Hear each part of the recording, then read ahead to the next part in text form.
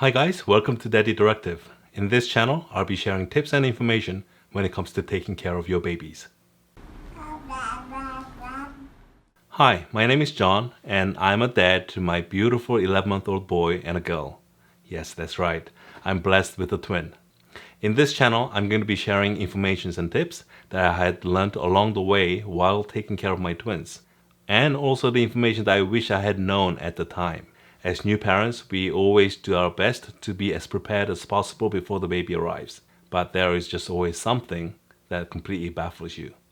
It's 2 a.m. in the morning, you're changing the diaper, and lo and behold, the color of the poop is green, and the baby wouldn't stop crying. You can call the pediatrician's office, but you start to get anxious because you're not sure if this is normal. So you frantically search the internet to get some answers, and yet everything that you find is either too complicated or doesn't really apply to your situation. This is the scenario that I found myself in a lot of the times. So I created this channel in order to help you as a new parent so I can share the information that I had learned along the way. If this is something of value to you, please subscribe. See you in the next video and happy parenting.